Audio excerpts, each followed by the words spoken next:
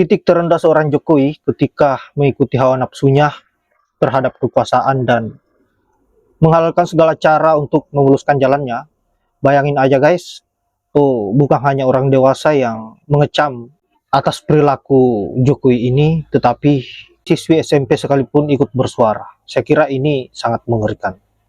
Sampaikan di sini betapa besar Pak Joko Widodo menyiapkan saya. Pengakuan. Setelah dimenangkan oleh KPU dan dinyatakan menang oleh Mahkamah Konstitusi, barulah keluar pernyataan langsung dari Bapak Prabowo bahwa beliau sudah disiapkan oleh Presiden Republik Indonesia Joko Widodo sebagai penerusnya. Kalau seperti itu, untuk apa diadakan pemilu? Capek-capek masyarakat meninggalkan aktivitas demi ke TPS untuk memilih pemimpin yang diharapkan Betul. untuk kebaikan kualitas hidup masyarakat dan negara ini. Kalau akhirnya sudah ada presiden yang disiapkan untuk kekuasaan yang berkelanjutan, ini bukan presiden yang akan mengurusin kepentingan rakyat, tetapi presiden yang tersandra oleh Jokowi. Gue setiap ngelihat berita Pak Jokowi kesal, Pak Jokowi geram, Pak Jokowi bingung akan sesuatu, sejujurnya gue juga ikutan bingung sama diri gue sendiri. Tapi ya, karena kan gue juga termasuk yang gak ngerti apa-apa sih soal hal ini. Tapi misalnya kayak gue ngeliat berita Pak Jokowi bingung dan heran kenapa banyak rakyat Indonesia yang berobat ke luar negeri. Pak Jokowi kesal kenapa lahan pertanian produksi pangan diubah menjadi lahan properti. Pak Jokowi kesal kenapa kita kebanjiran barang impor teknologi. Kenapa kita diam? Ya saya nggak tahu kenapa saya diam. Anda pasti juga nggak tahu kan kenapa Anda diam. Jangankan diam, kita aja nggak tahu masalahnya apa, dibawa-bawa. Namanya juga penggunaan kata kita. Kita kan berarti Anda dan saya terlibat nih. Anda yang nonton dan saya yang buat video itu terlibat. Dan yang baca beritanya itu terlibat gitu. Kita lah. Kayak gua gak ngerti apa-apa. Atau mungkin yang Pak Jokowi maksud tuh, kita tuh dalam artian Pak Jokowi dan jajaran dan teman-teman dan menteri-menteri, staf-staf. Kenapa kita diam? Harusnya diganti sama kenapa kami diam. Atau kenapa anda diam, kan lebih to the point gitu ya. Tapi kalau apalagi kalau misalnya buat statement itu di sama wartawan gitu ya, di media gitu, kenapa kita diam? Ya nggak tahu, pas saya kan cuma ngeliput bapak doang sebagai wartawan. Saya cuma ngeliput, ngambil berita. Kalau saya tahu solusinya, saya akan bergerak. Tapi saya cuma wartawan di sini. Justru saya pengen tahu dari bapak kenapa hal itu bisa terjadi. Kenapa nanya balik? Saya nggak tahu apa-apa. Lagi pula, Pak Jokowi itu bingung dan kesel ke siapa ya? Kayak misalnya banyak rakyat Indonesia berobat ke luar negeri. Kan terakhir Pak Luhut berobat ke luar negeri dan alhamdulillah sembuh. Apa ke kita doang keselnya? Apa ke kita doang bingungnya? Atau mungkin ke orang-orang yang lain gitu, ke bawahan-bawahannya, ke jajaran yang nggak bener gitu, yang nggak tahu hukumnya. Nggak ngerti sih. Jadi kayak bingung ke diri sendiri apa gimana ya? Ya, saya sih di sini cuma bisa ngasih kritik doang tanpa ada solusi. Namanya juga kritik nggak ada solusinya. Namanya juga kritik itu dekonstruktif. Kalau lu masih mikir kritik itu harus ada solusi, ya salah gitu. Justru dari kritik ini dicari solusinya apa.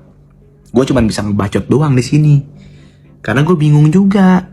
Kenapa tiba-tiba kena nih kita nih. Lagi pula kan udah 10 tahun ya. Harusnya kan Pak Jokowi tahu gitu tentang masalah ini. Atau katakanlah masalah ini muncul belakangan gitu. Berarti kan kurang kontrol gitu. Ya gue tahu sih nggak segampang itu juga untuk mengkontrol itu semua. Cuma ya harapan gue bisa dikelarin deh dengan cara apapun deh. Yang penting nggak nyusahin lah, nggak menyalahkan terus deh, nggak menyalahkan rakyat, nggak menyalahkan orang. Jangan nyalain terus.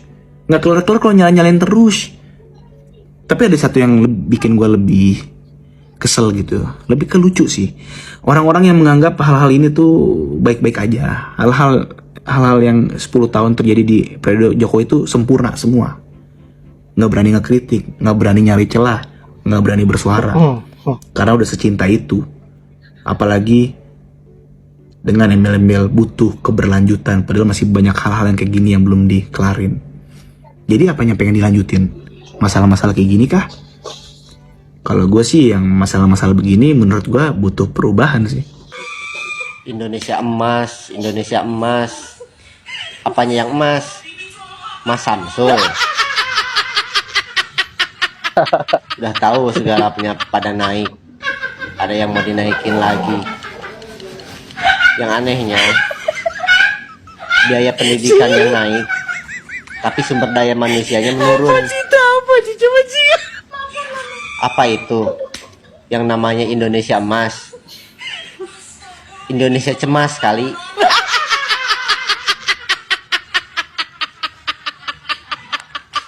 Kalau cewek dicoblos duluan sama cowok terus hamil, meskipun sudah Gas Pak Haji. dinikahkan, anaknya tetap saja disebut anak haram. Kalau kertas suara sudah dicoblos duluan sebelum pemilu, apakah Mahkamah Konstitusi dan seluruh rakyat Indonesia akan mengatakan itu presiden haram?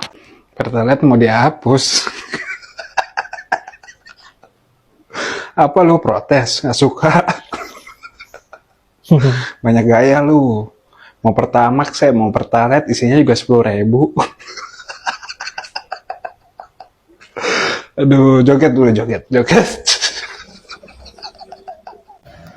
Ya, isu Pertalite dihapus, Pertamina akui sejumlah SPBU tak disuplai. Nah, ini nih ya, udah menang kan? Yang kalah ya kalian semua, ya. Rakyat yang kalah gitu loh, teman-teman. Ya, kita ya berkonfrontasi ya, berbeda ya, mengkritik ya, atau tidak memilih yang memang mereka yang memberatkan rakyat selama ini. Dipikir teman-teman, ya. Mereka itu udah memberatkan rakyat. Ya. Jadi, teman-teman, ya, kita harus dipikir ulang teman-teman ya. Ayo bangun akal sehatnya dipakai teman-teman ya. Dan saya tidak akan pernah pensiun teman-teman untuk berteriak-teriak seperti ini ya. Ini memberatkan loh teman-teman ya. Sebenarnya Anda ini maunya apa sih ya? Udah tahu guys ya, yang kemarin-kemarin itu kebanyakan dia memberatkan kita. Anda lanjutkan. Siapa yang kalah? Yang menang dia, yang kalah Anda, begitu aja. Ya, betul apa yang dikatakan oleh Abang yang barusan, bahwa yang menang dia, kita yang kalah. Yang semakin kaya dia, kita sebagai rakyat semakin melarat. Begitupun dengan orang yang memilih dia, orang yang memilih 02, tentu dampaknya sama saja. Sama dengan apa yang kita rasakan yang tidak memilih dia. Seharusnya yang terkena dampak hanya pemilih 02 saja. Kita yang tidak memilih seharusnya tidak kena imbasnya, imbas dari hasil pilihan manusia-manusia bansos ini. Netizen teruslah bersuara demi keadilan, demi harga diri kita sebagai rakyat Indonesia yang berhak dan wajib mengkritisi setiap kebijakan-kebijakan buruk yang dilakukan oleh pemerintah. Karena kitalah yang mempekerjakan mereka, kitalah yang menggaji mereka sehingga mereka mempunyai hidup yang enak, dan tentu kita tidak bisa membiarkan mereka semenah-menah terhadap kita sebagai rakyat Indonesia. Baiklah, saya akhiri dengan ucapan wallahul muwaffiq ila aqwamit thoriq. Assalamualaikum warahmatullahi wabarakatuh.